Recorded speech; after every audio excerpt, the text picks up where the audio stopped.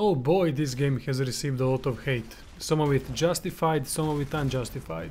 But I mainly think it's because of EA and BioWare in general. But mostly because of EA. And that's perfectly fine for me, because EA are cunts. I mean, we all know that, right? Even they know that. So Anthem is here, finally.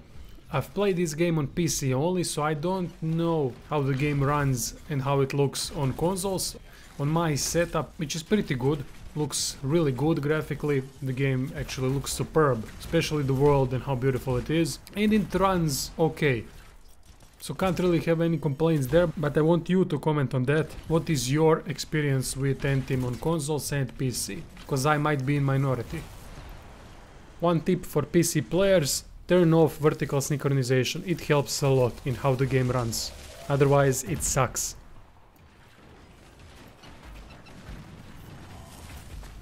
Anthem is heavily focused on team play and it is not meant to be played solo. It can be played solo, but it is extremely tedious due to mission design, which is to me my biggest problem of the game, so we can delve into that immediately.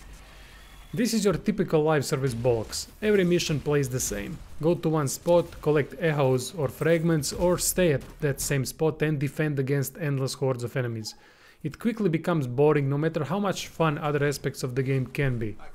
It has no longevity and currently no endgame content except grinding same missions for loyalty and loot over and over again. It is just mindless grind to get the best items, which all depends on RNG in the end. Frustrating and boring.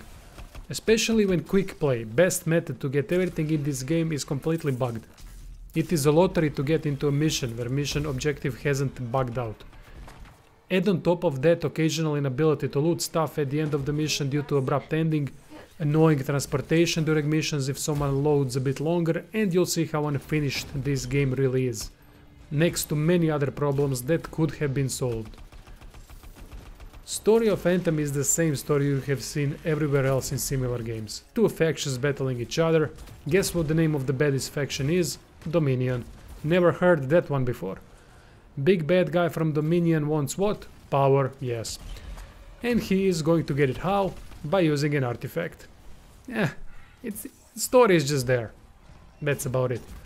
Better stories are inside missions like from Matthias and Sentinel decks. Problem is that every side mission, you guessed it, plays the same. Saving grace here are the characters, which are amazingly done. My favorite being Owen and Sentinel decks. Honestly, there is not much difference in real-life human being and characters in Anthem. Their emotions, characteristics, movements are all incredibly realistic.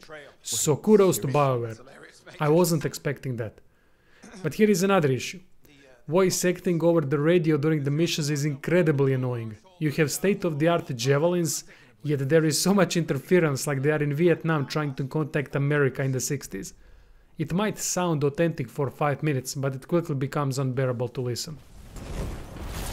Hi, Rick. Details on this contract. A Sentinel patrol is due for a check-in. Find them and make sure they're okay. Heading over there. World of Anthem looks stunning. Lush environments, waterfalls, mountains with changeable weather are a joy to travel through. It is one of the best aspects of the game for me, no doubt. Flying close to water gives subtle effect that not only looks cool but cools down thrusters, extending the flight. Again, there is a big annoyance here, and that is short flying time. I like ingenious methods of cooling thrusters like plunging into water or flying through waterfall, but they still overheat way too often, forcing you back to the ground to cool off. If we ignore that problem, flying is very well done. Transitions from ground to air, in and off combat are very smooth, leading to some awesome moments. Since we are on the subject of slowed movement, Fort Tarsis movement speed is way too slow. Even running there is so damn slow. It is like controlling a 100-year-old grandma with both hips broken. In Anthem there are two ways to play, missions or free play. In my opinion, free play is much more fun than almost any mission I've been to, but that fun is also limited because eventually you'll get bored doing the same stuff over and over again. World events and beautiful world offset that to some extent. And here is another problem. If you die during these world events, you are unlikely to find that world event again because there's no way to put waypoints on the map. Small but very impactful oversight. Let's switch now on main thing about this game, and that are javelins. BioWare did an amazing job here. They are vastly different, extremely fun to control and cool as hell. Destroying enemies with different playstyles is tons of fun until mission design gets in the way again and eventually makes you bored. Especially on higher difficulties when enemies can one-shot you easily if you do not have lots of masterwork or legendary items equipped. Lots of cheap deaths. Extremely frustrating to deal with sometimes. I had more fun getting to level 30 than playing anything Grandmaster related. There are 4 javelins at the moment and I love every single one of them. Progression system is not the best, however, especially considering there is no character screen where you can see all the changes made by equipping different gear. No numbers either, which makes quantification of these changes almost impossible to understand. This becomes extremely annoying when you start to see all the nonsensical bonuses dropping on these items, which have no explanation. For example, shield plus minus delay. Is it plus or a minus? Make up your damn mind.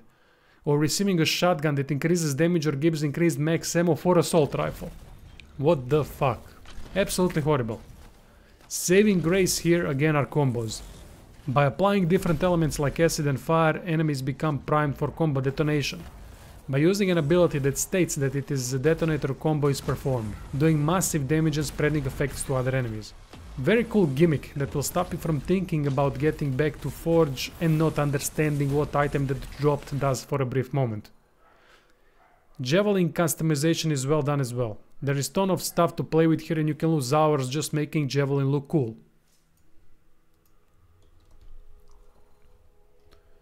There are some other issues that kill the fun. Loading screens are pain in the arse even after the patch. Enemy eye is non-existent. Enemies are also very glitchy, failing to move properly, clipping into objects, disappearing suddenly, standing still even in death, and so on. Same problems that Andromeda had. Microtransactions are not a problem in Anthem. That is definitely a good thing. Everything is cosmetical and everything can be purchased with in-game coins. Yeah, they need to be grinded, it might take you some time, but a good thing is when they switch, and they switch every couple of days, they will eventually become available again after set period of time. So you have an option with enough playtime and enough grinding to purchase absolutely everything. Time for the final verdict. In my opinion, Anthem is a mediocre or average game as things stand because there are just too many mistakes that offset all the greatness that they did in a couple of aspects. It can, however, reach 6 on my scale at least, which would mean above average game, and that is, I think, its ceiling. When all bugs are squashed and new content is introduced, although I doubt that it's going to be anything different. I think it's just gonna be same collect echoes, fragments and defend the point mission designs that won't change outlook of the game too much. It is a shame because I think if another more talented developer took these ideas, these javelins, characters, this beautiful world, graphics, they could have made something truly special, probably a masterpiece. If this was a single player experience with unique quests, deeper RPG system, vast open world that tells many stories and much better lore, I truly believe this could have been something special. Unfortunately, we have another live service limited fun experience that we will soon forget that it ever existed. Thank you all for watching and see you soon.